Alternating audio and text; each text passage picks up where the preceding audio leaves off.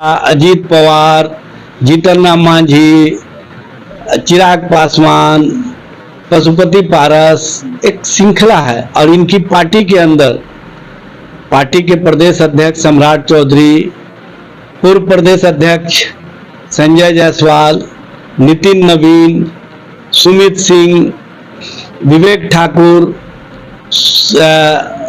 आपको औरंगाबाद के उम्मीदवार सुमित सिंह, पूरा एक श्रृंखला इनका चल रहा है के प्रति स्पष्ट रूप से एक संदेश देने में सफल रहा है कि बिहार में हमको वैसी सरकार चाहिए जो जुमलाबाजी नहीं करे, जो नौजवानों को भरम और धर्म की राजनीति में नहीं ले जाए, और जो नौजवानों को सही माने में उनके चेहरे पर खुशियाँ दे, उनके भविष्य को बेहतर बनाए। और वैसा नेतृत्व करता बिहार में तेजस्वी प्रसाद यादव है। इंडिया गठबंधन और महागठबंधन के नेतृत्व करता तेजस्वी प्रसाद यादव के प्रति जो विश्वास लोगों का है वो दिख रहा है। नमस्कार दोस्तों, आप देख रहे हैं आर्यावर्त टाइम्स। मैं पंकज है। अभी मैं आपको मौजूद हूँ आरजेडी कार्यालय में और मेरे समक्ष उपस्थित है आरजेडी के प्रवक्ता एजाज अहमद, जो किसी परिचय के मोहताज नहीं है। आज का असल मुद्दा यह है कि मोदी जी जमुई दौरे पर आ रहे हैं बिहार और पूरा जन सैलाब लेकर, और भाजपा का यह आरोप है कि मोदी जी बिहार आ रहे हैं तो तेजस्वी यादव को पेट में दर्द हो रहा है। आखिर क्यों दर्द हो रहा है, आइए जानते हैं एजाज अहमद जी से कि क्या इस पे इनका क्या बयान है। एजाज अहमद जी, ये बताइए कि मोदी जी आ रहे हैं जमुई में जन सैलाब के साथ या कोई दौरा पे, तो क्या उसमें उनको दर्द क्यों हो रहा है तेजस्वी यादव जी? देखिए, सबसे पहले तो मोदी जी जो बिहार आ रहे हैं, बिहार से उनको कुछ मिलने वाला नहीं है। बिहार का एक एक आवाम, एक एक नौजवान, एक एक लोग तेजस्वी प्रसाद यादव के नेतृत्व पर विश्वास प्रकट करता है। और तेजस्वी जी ने जो जन विश्वास दिखाया है वो बिहार के माध्यम से पूरे देश में पहुंच गया है। और स्पष्ट रूप से आज तेजस्वी प्रसाद यादव के नेतृत्व पर जो जनता का विश्वास है, जो जनता का समर्थन है, वो दिख रहा है।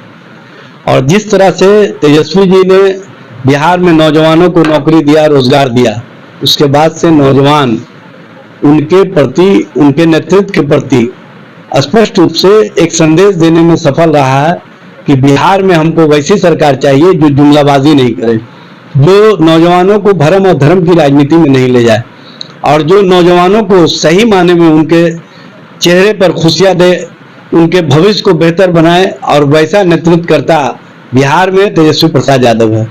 इंडिया गठबंधन और महागठबंधन के नेतृत्व करता तेजस्वी प्रसाद यादव के प्रति जो विश्वास लोगों का है वो दिख रहा है। ये बताने की आवश्यकता नहीं है। एजाज अहमद जी, ये बताइए कि ये जो जातिवाद या परिवारवाद, तो भाजपा बोलती है कि ये तो जितना भी ये जातिवाद हो, परिवारवाद हो, भ्रष्टाचार हो, ये सारा का सारा सम्मिलित जो है इंडिया अलायंस में है। सबसे पहले तो आज जो चुनावी सभा का शुरुआत किए, ये परिवारवाद का ही उम्मीदवार है, और वो भी परिवार के अंदर उन लोगों को कहीं ना कहीं जो पूरी तरह से परिवार के प्रति संवेदना रखते थे, उनको अलग करके एक नया परिवारवाद को गढ़ने का काम किया। और कल के बाद फिर 7 तारीख को जो आएंगे प्रधानमंत्री जी नवादा में, वो भी परिवारवाद के ही उम्मीदवार हैं। गया में भी परिवारवाद के ही उम्मीदवार हैं। औरंगाबाद में भी परिवारवाद के ही उम्मीदवार हैं। एनडीए के चारों उम्मीदवार परिवारवाद के पोषक हैं, परिवारवाद की श्रृंखला को आगे बढ़ाने वाले हैं, परिवारवादियों को संरक्षण देने वाले। नरेंद्र मोदी जी मोदी परिवार की बात तो करते हैं, लेकिन संघ परिवार की बात अब क्यों नहीं करते हैं?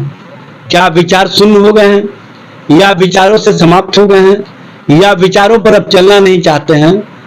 जब व्यक्ति समाज पर हावी हो जाए, जब व्यक्ति समाज का नेतृत्व करता हुआ दिखे और वहां पर सामूहिकता का अभाव हो जाए, तो वहां पर लोकतंत्र, लोकतांत्रिक प्रक्रिया कमजोर हो जाता है।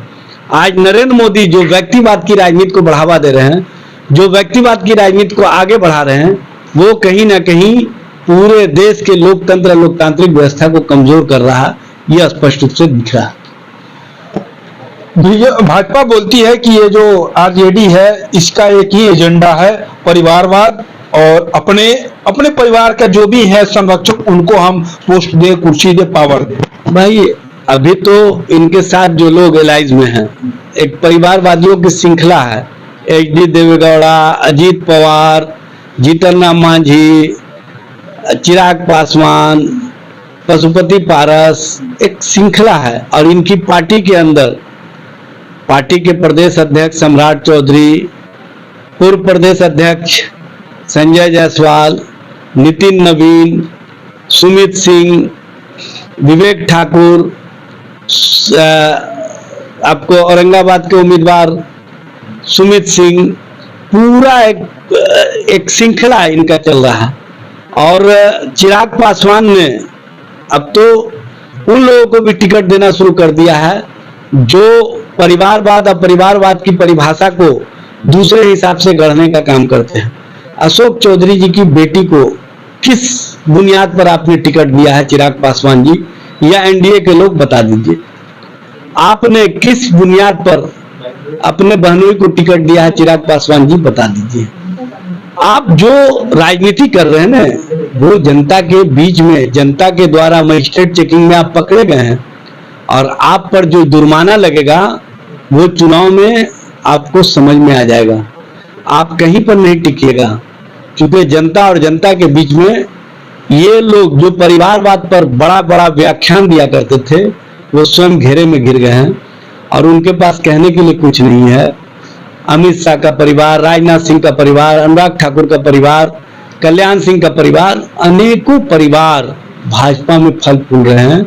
और भाजपा परिवारवादियों के पोषक की श्रृंखला वाली पार्टी है और परिवारवादियों को संरक्षण देने वाली पार्टी है। NDA परिवारवादियों के साथ चलने वाला महागठबंधन है, यह स्पष्ट रूप से दिख रहा है। जबकि हमारे साथ जो भी है वो संघर्ष और आंदोलन और जनता के द्वारा स्वीकार्यता के बाद जनता के बीच में जाते हैं, जनता के द्वारा स्वीकार किए जाते हैं, तब वो चुनाव मैदान में होते हैं। लेकिन आपके साथ जो है वो किस तरह से परिवारवादियों को संरक्षित किया जाता है, यह स्पष्ट रूप से दिख रहा है। तो आपने सुना RJD के प्रवक्ता एजाज अहमद ने स्पष्ट भाषा में कहा है कि ये जो भाजपा है यानी NDA, ये सभी के सभी परिवारवाद का खेल रचते हैं और आरोप लगाते हैं दूसरे पे। पहले अपना गिरबान झांक कर देख ले, तब दूसरे पर आरोप लगाने का कार्य करे। क्योंकि 2024 में जो लोकसभा का जो चुनाव होने वाला, उसमें जनता सबक सिखा देगी कौन परिवारवाद करता है और कौन अपने समाज के लिए कार्य करता है। आगे के लिए देखने के लिए बने रहिए आर्यवर्त टाइम्स। धन्यवाद।